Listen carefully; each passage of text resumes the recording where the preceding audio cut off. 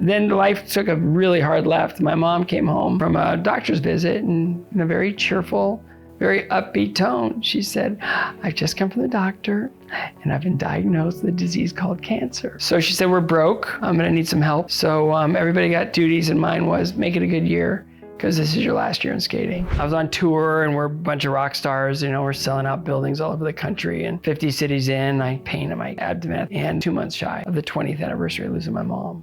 I'm being diagnosed with the same disease as her. And it's sort of game on, right? It just sort of becomes this thing of, okay, now how are you gonna respond to that?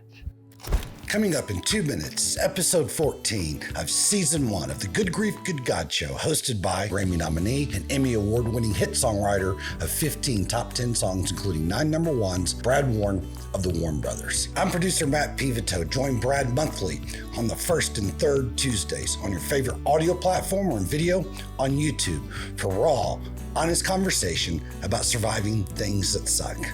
Before I introduce today's guest, I have a few quick housekeeping notes. For longer episodes, we're going to go ahead and release those in 2 parts, more specifically, episodes that run closer to 2 hours. Additionally, as we move forward, you will notice a season number tagged along with the episode number. The current season, season 1, will run through early fall and we'll take a short break and then off to season 2 a few months thereafter. Now on to today's episode 14, part 1. Brad welcomes Olympic gold medalist and figure skater with over 70 figure skating titles and awards, speaker, best-selling author, and broadcaster, Scott Hamilton.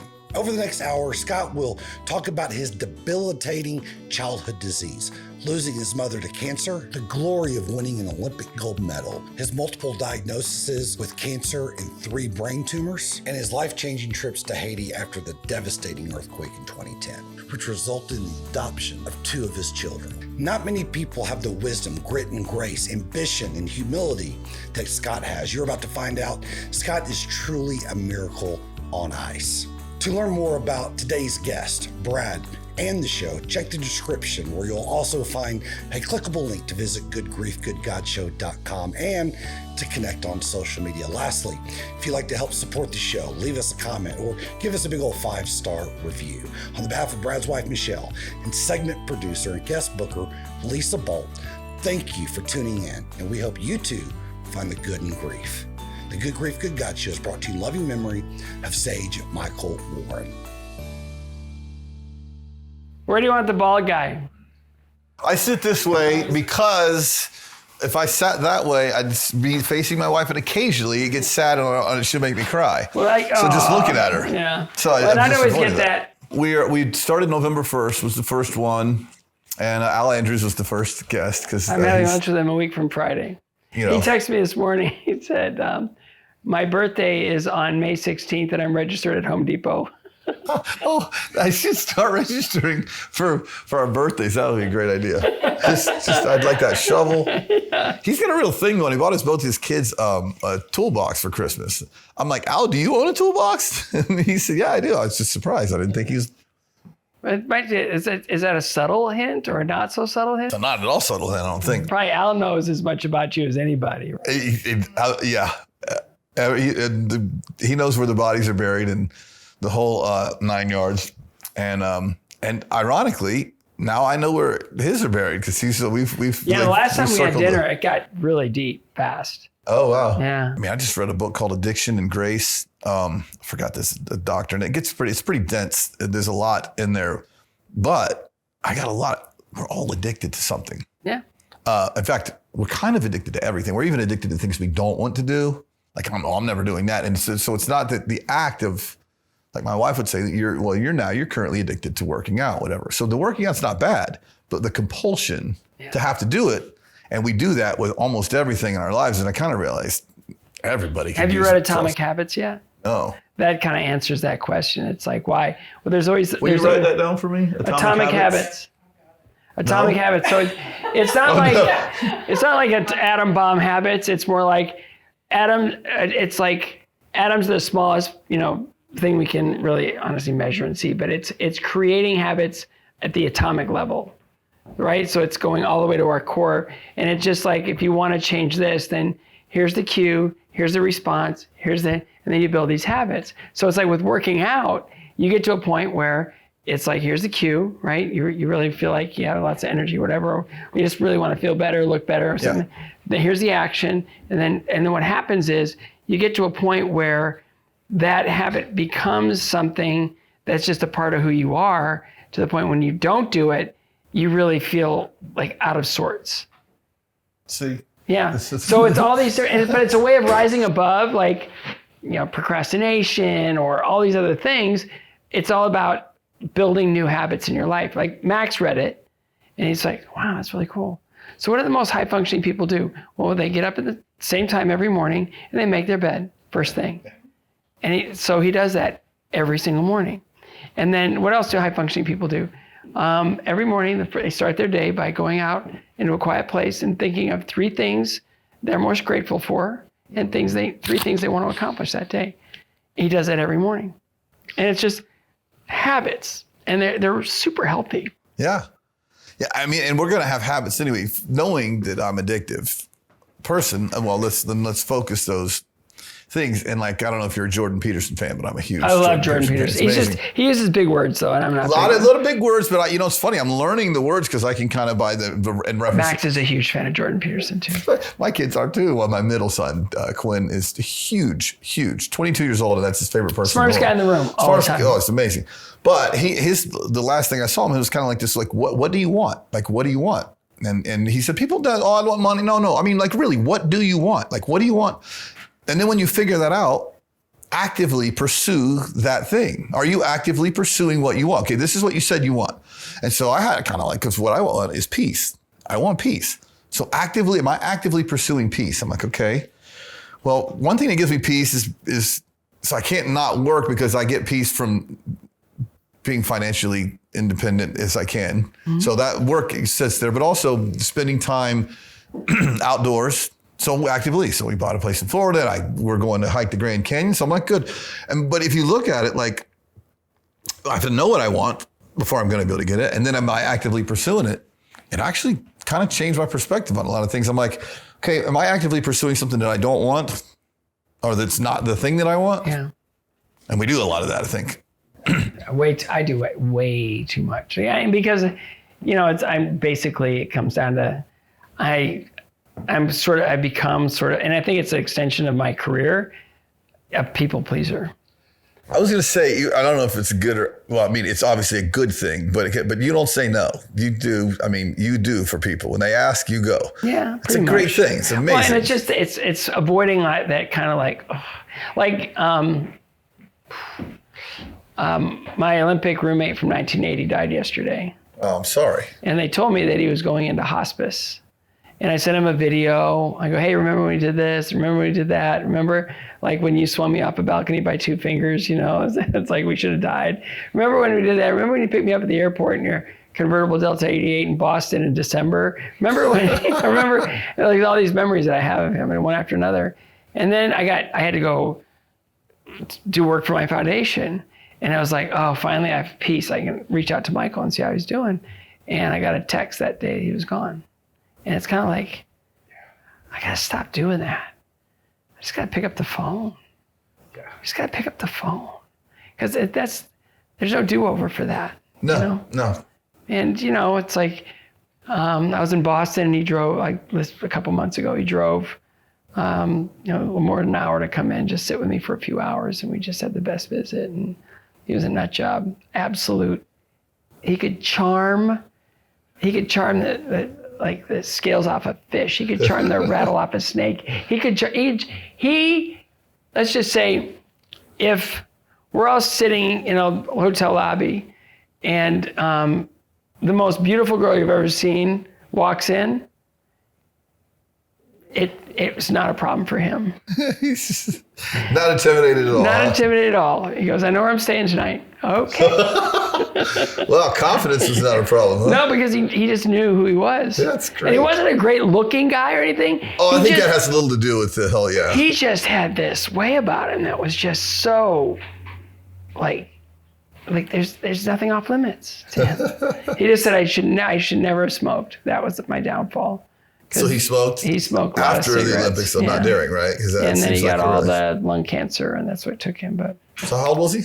He was probably my age, probably 63 or 4. That's early. You break it, you bought it. That's God telling you you're doing too much. We're over here talking about doing too much. All right, so I have a quote for every guest. I love quotes. Yeah, I do too. And I wound up with this is a Mark Manson quote. I don't know if you're a Mark Manson fan, but he's an author, and I've gotten a couple from him. But the quote I thought of for you, I try to make it apply. That's very nice of me. But was everything worthwhile in life is won through surmounting the associated negative experience. Mark Manson. That's a cool way of saying rising above your circumstance. Yeah. Yeah, because you have, I don't care who, people tend to look at successful people and go, yeah, but. Yeah, it's had it made. Yeah, it's like path was laid out. It was perfect. It'd be hard to know even a tiny bit of your story and say, oh man, he had an easy path. It was so unlikely. Yeah. It was everything about me is unlikely. Yeah. I was unwanted, unintended, right? Brought into the world, adopted 6 weeks later. Oh, so I didn't even know you were adopted. Yeah. I've known you for a long time. Unwanted, unintended, right? Adopted by 2 school teachers in a small town in northwestern Ohio, both educators. My dad was an ROTC PhD professor of biology. My mom was teaching 2nd grade because her mom taught 2nd grade and her sister taught 2nd grade and her dad was a school administrator. And so it was this educator family, right? And so, there's nothing about where my life went and ended up that has anything to do with any of that. Yeah, and then, at all. Small town, they didn't have any really facilities. I was going to say, coaching or there's no, my first coaches were really good coaches. They just didn't stick around very long, They kind of built the program and then went off to another city. They were in a little town, though? They tiny little town, Bowling Green, Ohio. So it's a university town. It's agriculture surrounding it. It's the joke is it's so flat that you can stand on a chair and see Detroit. So it's that. You can stand on the ground and smell Detroit. So just kidding, Detroit people don't. Yeah, don't kid. But it's just it's kind of that whole thing of there's nothing about that says, oh, by the way, you're going to do X, Y, and Z. Yeah. No. And then, the 4 years of being in hospitals, trying to figure out what was wrong with me. I wasn't growing, I wasn't developing. And then you were misdiagnosed, right? I was never diagnosed. You're never diagnosed. Well, I would say until 2004. That's a little late in the game. You had a pretty good career before that. But when I look back on what healthcare looked like in the 60s, I'm really glad I wasn't diagnosed. Maybe best you just leave it alone and let nature. Oh, you need surgery. It's like, no, it wouldn't have worked out too good. But, it's just none of it really makes any sense. Yeah. And it's just, I look back now on all of it and I just said, just Lord was there, Lord was there. Lord was there, and I see it now. I see the path. I see every weird little detour. I see every little bit where maybe that should have been a devastating part of my life, but somehow I sailed through it. And then there were other devastating parts of my life that were like, oh, okay, I had to go through this. Yeah. So it's all of that, right? But it's everything's a choice. Yeah. I believe firmly that our strengths are our shortcomings. Mm-hmm. The same thing that I talk a lot. That's a good thing because I express myself, whatever. And then it's a negative when I overspin it. If you had been 6'4", you were not doing the things on the ice that you wound up doing. You know what I mean? We find the strengths in the weaknesses, or we find the weaknesses in the strengths. I mean, you definitely took it to what was the first skating experience? Like my dreams of the NBA were short-lived, So it's like that, right? But, there was this gymnastics coach in Bowling Green that he just saw me. He was like, oh, this is going to be so great. And it's like, he thought I was going to be this gymnast, and I was going to go through the school system, compete regionally. But then I got on the ice and it was like, oh, this is way more fun than that, Yeah. So, there was always going to be whatever it was I was moderately athletic, but it was never going to be anything where I needed size or a great deal of physical strength. It was about coordination, agility, stamina, all those types of things. So when I got on the ice, it was kind of like, oh, I can do all that. This is kind of, because after a couple weeks, I realized that I could skate as well kids. Because all I saw was sick kids. So you were sick the first time you got on the skates? The thing was I had to take this supplement, and I have a lot of jokes about the supplement, but basically I wouldn't wish it on anyone ever, because it was basically the nastiest, like chalk, like it's like chalk mixed with a little bit of like spit up, it's like nastiest stuff. So I started pretending like I was drinking it in the bathroom, and I was pouring it down the sink. Really? So my doctor, our family doctor, came and he said, I got a great compromise. We're going to put a tube up your nose, down your esophagus, so we can just put the supplement through the tube. You never have to taste it again. And I was like, deal, done. So the first time I went to the rink, I had a tube coming out of my nose that was taped to the side of my face, and the tip was over my ear. And so the kids are looking at me like going, what's wrong with you? And it was one of those things where it's like, you've never been fed through your nose before? Yeah. What's the matter with you? Weirdo. So really though, how was it? I mean, what did you think about them looking at the tube? And did you get to the point early where you're like, yeah, whatever, I don't really care? Well, yeah, whatever, I don't care, because like I spent a lot of time with sick kids.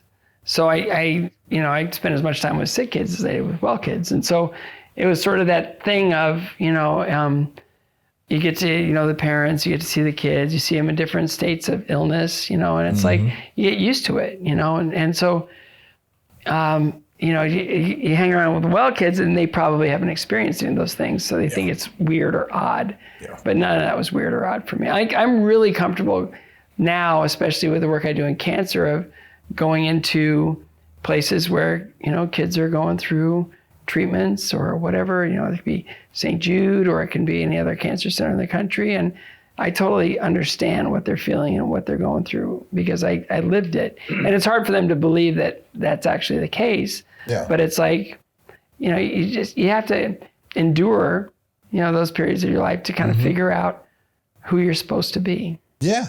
I have to say, my two greatest areas of service are in recovery. And I had to go through hitting bottom to get to that one. And the other one is to be, to join arms with men that have lost children and grief. And those are my two things. They did not come about from the most pleasant circumstances in my life, especially the second one. But I'm uniquely comfortable with the conversation, really comfortable with the conversation. And it is a blessing, because I've been to St. Jude's. It's amazing. But I remember the first time, especially as young, active alcoholic artists, and going in and just not knowing how to or what to say. And we hadn't really had our puppies run over yet, is how we would phrase that. Nothing had really happened in life, and you felt bad for them and you felt uplifted by them, but you didn't really know what to say. Get a little older and live a little life and get stomped on a little bit. And you're like, oh yeah, you just go in and treat them normal, because that's what they are. Yeah. Just like you are after getting trampled a little. And again, it's like it can either completely crush you or it can make you stronger, And there's a lot of that, and again, people look at, oh, okay, well, you won all these competitions. That was at the end, the whole thing preceding the last, kind of, I was on from first steps until my last competition. It was 16 years. So the last 6 were pretty good. First 10, not so. Well, no, 5 out of the last 6 were pretty good. But the preceding that, I don't know how do I say this? It was just, I wasn't very good. Like regionally, yes. I could hold my own to be in the regionally. game. It's like saying a quarterback in the NFL sucks. You don't really mean he sucks because he made it into the NFL. But based on your peer group. If you're a boy, let's just say if you're a girl in skating and you medal, you're pretty good. Yeah. If you're a boy in skating and you don't medal, maybe it's not for you. Is that because there's fewer? Yeah, a lot fewer. Oh, okay. A lot fewer guys in skating. And it's really cool because the guys, what they do athletically, it's like really demanding compared to, what the women are doing. But it's evening out now. Now when I look at the last Olympics, even though the girl from Russia was doping, and it's a better sport through science, I guess. But everything's a little she better. was doing like quads and all these things that the guys are doing. So it's like, it's equaling out, but you know, the guys have always been sort of the pioneers, you know, because they have nothing else. You know, the girls, you know, the women they can go out and they can do a lot of really beautiful things, and they're more flexible, and they can do a lot of things choreographically that men can't really get away with. So the guys just have to throw it down. They have to, like, you know, the wow factor. I'm gonna have to wow you. Yeah, this is it. I got to win you over with the big trick, and so now it's evening out. But for the longest time, it was like, you know, so for me, I was late to the game. Like, I started when I was 9. And that's late. And that's really late. A lot of guys start when they're 5. And then, you know, so I was sick. So I had a lot catching up to do physically and emotionally and athletically. I didn't know how to do anything. Coaching was kind of sporadic. You know, at first I had good coaches, then they moved away, and then college kids kind of stepped in to kind of make a living teaching kids how to skate. And then parents knew that you were good enough to where we should be chasing this, but they had no idea that you were good. It wasn't even about being good. It was about the fact that I was so sick for so long, and all of a sudden I get on the ice and I'm starting to grow again, starting to develop again. Yeah. I'm starting to show signs of life again. And it's like, okay, this is the one thing that works here. Do that. We're going to leverage everything to, you know, keep this thing going. And, you know, for the longest time, I was asymptomatic, and I just kind of rolled through things, and I just really started improving and getting the right kind of coaching. But it was, you know, my first nationals, I fell 5 times in a 3-minute program.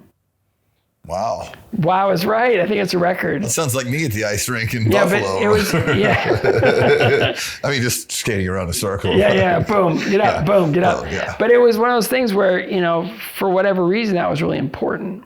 Yeah, of course. Because, you know, I went back the next year, and of course, you know, like I was 9 out of 9 the year before when I fell 5 times. The next year I went back and I only fell twice, and I was still 9.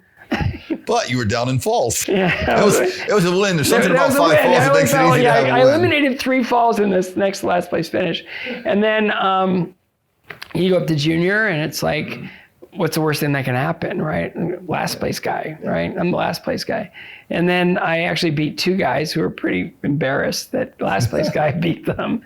And then, you know, then life took a really hard left. My mom came home from a doctor's visit, and in a very cheerful, very upbeat tone, she said, I've just come from the doctor, and I've been diagnosed with a disease called cancer. And it was like, I thought, you didn't even say cancer back then. You didn't even say, it was the C word back then. And I was like, why is she so happy? I guess she's going to be okay. So I didn't think about it. And you were how old right then? I was a junior in high school. Okay. And so at the end of her telling us, she just said, we're out of money. We're broke. We're going to get you through 1 more year of skating, just 1 more year. And then you're going to graduate high school, and then you're going to come here to college next year, since she had to get a better job, go back to school while she's raising a family, working, doing all those things to be able to pay for my skating. You know, she went from being a 2nd grade school teacher to being a associate professor in the home economics department, where her specialty was marriage and family relations. So she was a nurturer beyond all nurturers. Wow. She was amazing. I love my mom. And so, so she said, we're broke, and I'm gonna need some help. So everybody got duties, and mine was make it a good year, because this is your last year in skating. And I said, all right. So I went back to Illinois, where I was training, and my main coach had retired. And the new coach scared the snot out of me. He was really tough. And so I just figured, it's my last year, I'll submit. Did you, in fact, though, treat it like a job? Because it's like, okay, my mom needs this. Was there a different headspace you were in because of what she was going through? Or somewhat, but it was still, all I really wanted to do was stay out of trouble. And so I just did what my coach told me to do. And so it was about 2 weeks before the nationals, I landed my first triple rotation jump. I was like, oh, bucket list, check. Here we go, I can quit now.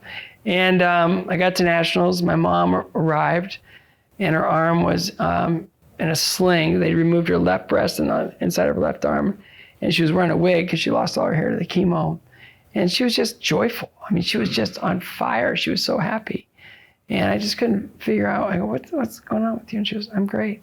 You go out and have fun, compete. We'll talk when you're done. Well, let's talk about it. And I said, all right, but you're okay? And she goes, I'm great. And it's like drugs, you know. It's like, and so I went out to do my long program warm up, And my coach grabbed the back of my pants and he pulled me back and he goes, "Don't warm up your triple Salchow."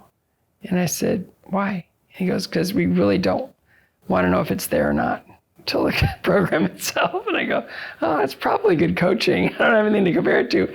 So I just did doubles in the warm up and went out, did my program, landed my first jump.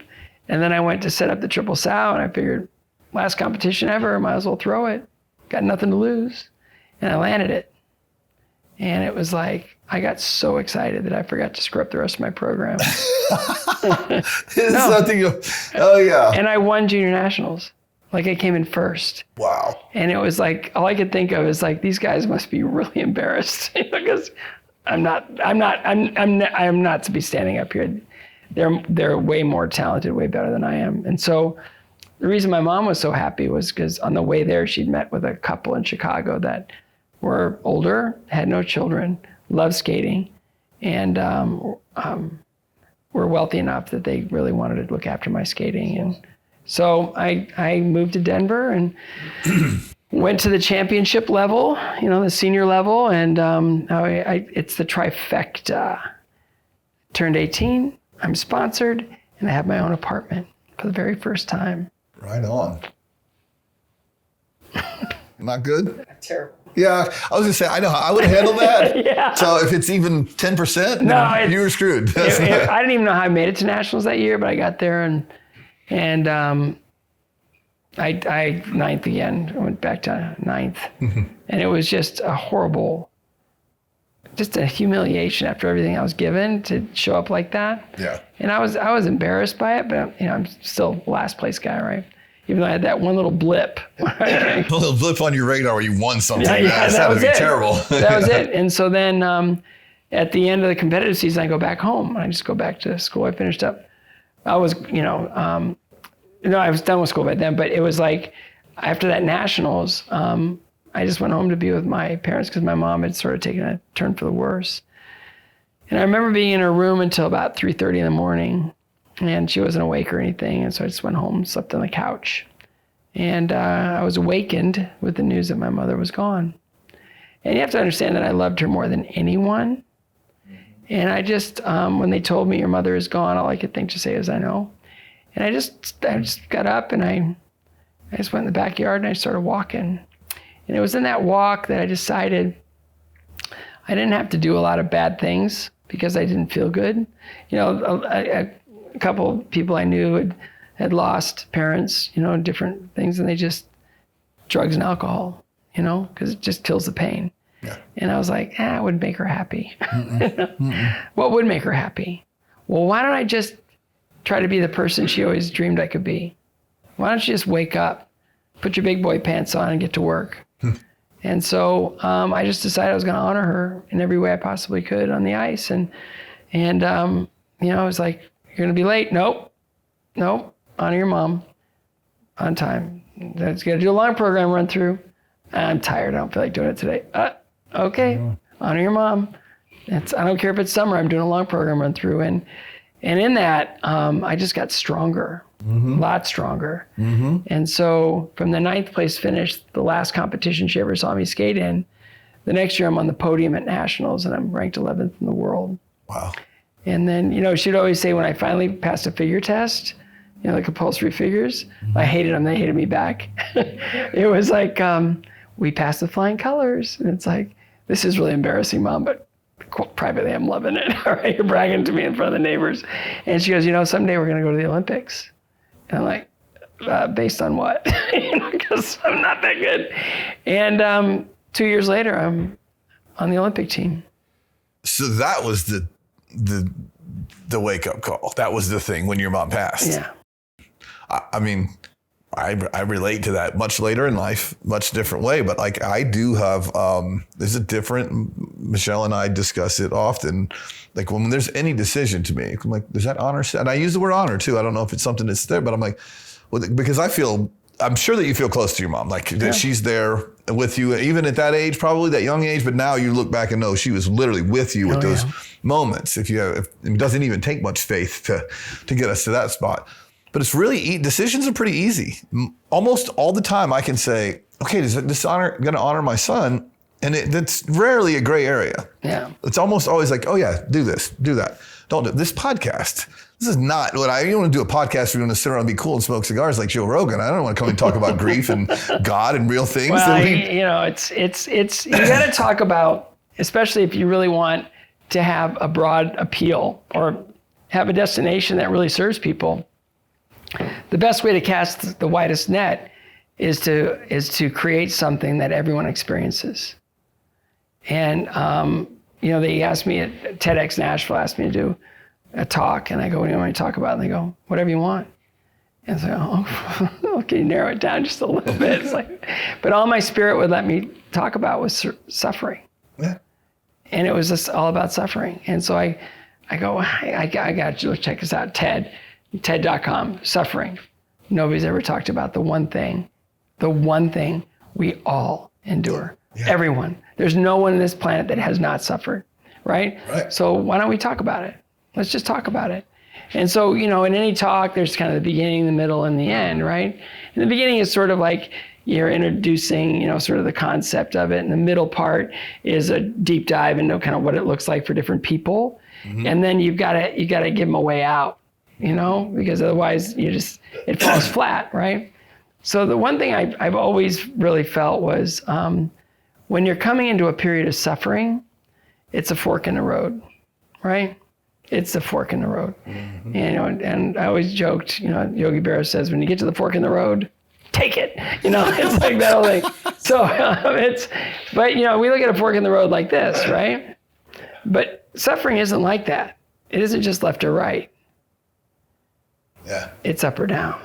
So you have three choices. You can succumb, right? Just let it take you. You pick up a lot of speed. You get lower and lower and lower and lower and lower, and it really just, it can take on a greater, because that's momentum right there. Yeah. You can adapt. You can just stay right there at the fork and not go either way. Yeah. You can adapt, or you can start to climb. Mm-hmm. And that's where you evolve. And you become something you may never have even thought you could become. Like, really? Like, I'm still here, and I'm more in touch with who I am than I've ever been in my life because of that period of suffering. And it's a choice. To climb is the choice. Yeah. Because it's work, right? You can run down a hill and it feels like nothing, right? Or on a bike, you can get on a bike and you just don't have to pedal. It'll take you down. But it's that climb, that's where you really get strong. You're right. The climb is the choice, 100%. As you say that, like when my two life events, one being an alcoholic, and that started me being a decent human being. It literally did. I was a piece of shit in every way you can think of, and I wouldn't even want to know. I can't even imagine that person. Yeah, but he was there. He was there. We call it being a monster, right? Yeah, it was your monster days. Yeah, the monster was there. Yeah. And the growth started, and so Brett and I were recording artists it wasn't going very well. Just imagine that. On drugs and alcohol, and it was bad. So we got sober, started recovering. I found God, the same God that I had been introduced to as a young Baptist charismatic kid. I'll get you in a minute. Yeah. I'm doing this. We're doing this. I'll be right there. Hang on. But with a really different texture. Yeah. And this much more loving God, someone who wanted the best for me, not just someone that wanted to send me to hell. So I had a different. So I started the little trek upwards, and it's been 17 plus years, almost 18 years. So thankful for the opportunity to be able to serve and to become the human being that would want to do something better. But the master's plan for that, losing my son, it's not what I want to do that. But because there was already the discomfort, like I'm addicted to comfort. Like I want comfort. Well, the being a recovery alcoholic, we all do. Yeah. It's uncomfortable. So when Sage passes, it's like, here's the fork in the road. One thing is I didn't have even the remotest desire to drink or to do any of that. So that's great. Thank you, God, for that. But also, it's like, what are we going to do with this now? And so when we're already on the climb, because we're in recovery and we have a relationship with God, what's the next thing to do with the climb? Well, let's just get really comfortable with the conversation. Let's go reach out to every grieving person that we can. Let's go on. So I actually got to have a songwriting career out of getting sober because I don't think anyone would have been able to tolerate us had we not been. And then, you know, I mean, we were really, you did not know us then, I'm telling you, we were intolerable. But the master's program for that is losing this child and thinking every moment, how can I honor this? And taking that to the next level. And it really has become our purpose. And I'm like, wow. So if God has the big plan in there, it's possible that this was the entire time. Like he had to wait till I was in my 50s to get to the significant part of whatever this journey has become. And I'm okay with that now. Whatever that is. Well, and you know, and it's just, and that's what, you know, I think a lot of people attach instantly to faith is it's not over. Right. It's never over. Right? Who we are uniquely, individually, our bodies, you know, like I've had cancer, I've had, you know, successive brain tumors, I've had all this medical stuff, I had the 4 years in and out of hospitals, you know, all that stuff. It reminds you that we're fragile, susceptible, you know, to countless things. Yeah. But we're equally resilient, right? Mm-hmm. Yeah. But ultimately temporary. So these bodies that we occupy for a minute, you know, that's just sort of a life support for our soul, our uniqueness. And it's just hard to believe that our uniqueness could ever go away. You know, it can diminish with our bodies a little bit. It's still in there. Our life force is still in there. Our bodies, you know, aren't really doing much for it. But it's hard to believe that part of us, our uniqueness, our soul, our spirit, could ever be extinguished. Oh, I don't think that's ever extinguished at all. And I actually think our uniqueness might be even more distinct without this. Without this. The flesh, which kind of decays, the flesh which is weak, the flesh is always separating us from who we really want to be. It takes up too much of our time and concentration because we're worried about how we feel all the time or how we look or whatever. Yeah. I think we're going to be so free outside of that. Yeah. I mean, I can't imagine what you're going to be doing. You're like, this guy. I'm going to be 7 feet tall. Yeah, exactly. Oh yeah. I don't know. But it's that. I mean, and that's the hope that we hang on to, right? And it's just, life's hard. Life's real, and it's just endlessly hard. But the awareness, though, that life is hard makes it easier, because the problem is when you don't have the struggles that you had. I lived a lot of my life thinking that, like, the first funeral I went to was my father's. I was in my 30s. It was just wasn't, and it was very much too soon, whatever. But once you realize this is a struggle, so the sorrow and joy are more closely related than we think they are. I just looking for comfort, looking for the easy way. There was no easy way. So you got used to not living the easy way. No. And I, in my 50s, I'm learning I am much tougher and stronger than I was in my 30s or 40s, or certainly my 20s. I don't even know what that was about. And you had to start early doing that. It's amazing what you can accomplish just tilting that thing in the right direction, which is up. Well, and that's just, again, it's just once you sort of try to work it out, and it's that whole climb thing, the evolve thing. That sort of got to me, it's like I was on tour and we're a bunch of rock stars, we're selling out buildings all over the country. And, we had a 60 city US tour and 50 cities in. I feeling kind of poorly, got stomach, pain in my abdomen. I thought I worked myself into an ulcer. It was my 13th year as a pro, thinking that if I could skate 2 to 4 years as a professional, I'm fooling a lot of people. But then it got into this mode where it's like, okay, I think I figured this thing out. And I'm 13 years in, and I just can't sit up straight anymore. And, I'm given the diagnosis that I'm 2 months shy of the 20th anniversary of losing my mom. I'm being diagnosed with the same disease as her. And it's sort of game on, right? It just sort of becomes this thing of, okay, now how are you going to respond to that? And so the thing is, it's this really weird thing that happens. And I've talked to a lot of other cancer patients about it, but this fear is just staring you right in the face. Mm-hmm. And it's just, I'm going to diminish, and I'm going to suffer, and I'm going to die, and I'm never going to skate again, right? All those weird things that happen. And then it's weird. It's like as soon as you kind of, and I don't know how long it takes, as soon as you kind of understand what you're up against, it flips into a sense of power, courage, clarity of mission. And it's like, no, I'm game on. I'm going to fight this thing with everything I've got. I'm going to do this. I'm going to win this battle, and I'm going to be right back on tour next year. And that's a mindset, right? How It's long this ago was that awakening. first diagnosis? 97 is March 16th, 1997.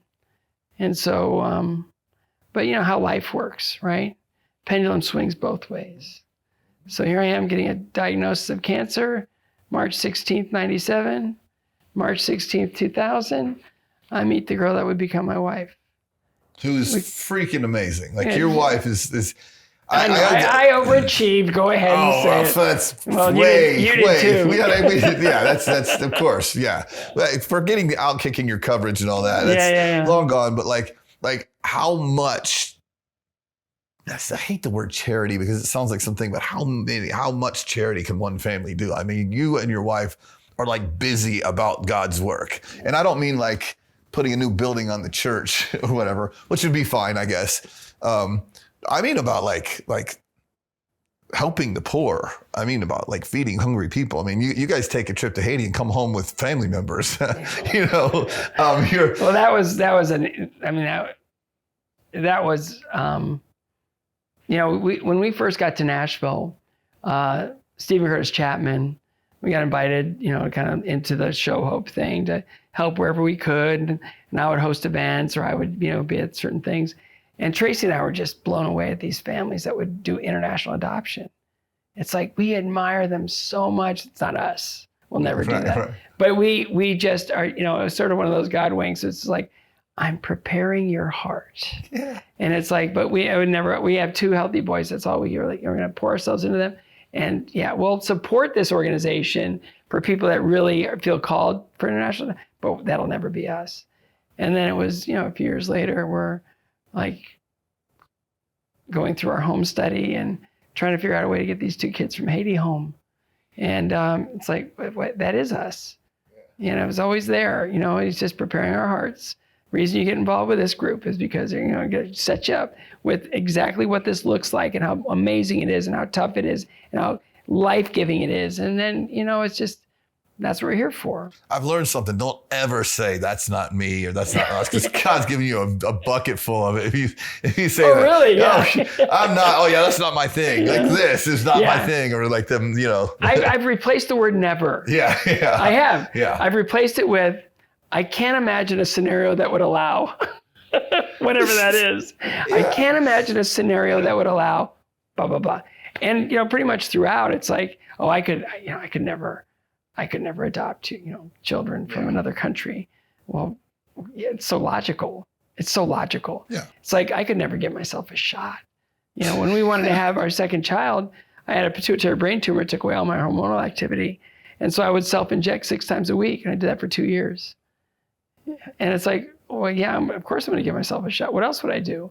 You know, you got to do what you got to do, right? Yeah. I could never do that. I could never. And then you find yourself, like, anytime you say never, it's like, oh, by the way, you've just guaranteed that's going to happen. Yeah. You're going to be faced with it. Like, I don't ask God for patience anymore.